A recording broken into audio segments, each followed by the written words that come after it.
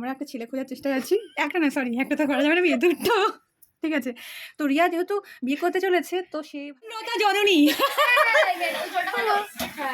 এই যে কাঁদছিস কেন? এই যে রূপার বিয়ে।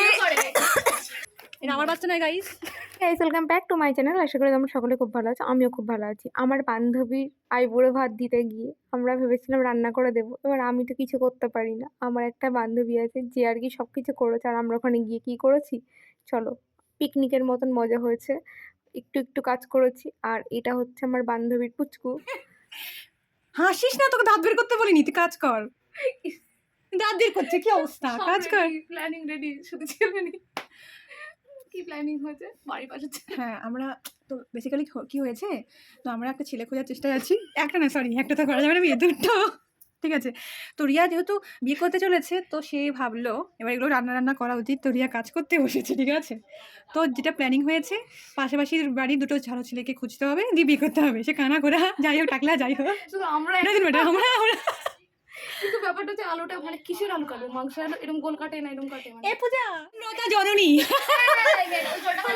হ্যাঁ, এই যে কাঁদছিস কেন? এই যে রূপার বিয়ে।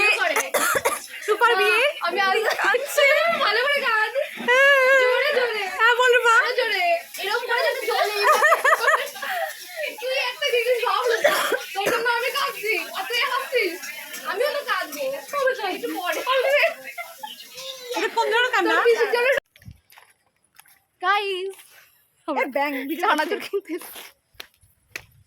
ও দেখ, এ ভাই, না ওকে দেখ কি হয়েছে।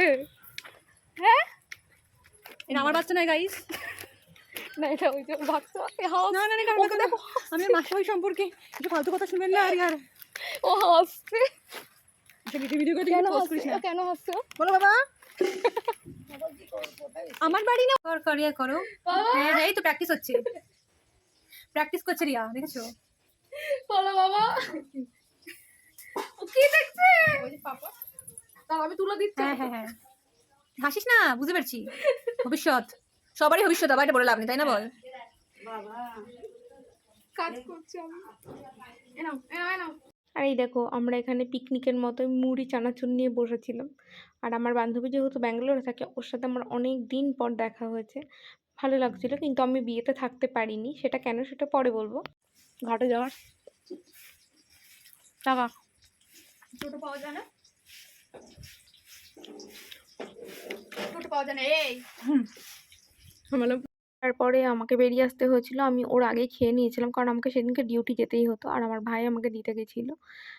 তো সেটা ছিল সেদিনকার ভিডিও। কেমন লাগলো জানিও। আজকের মতো টাটা।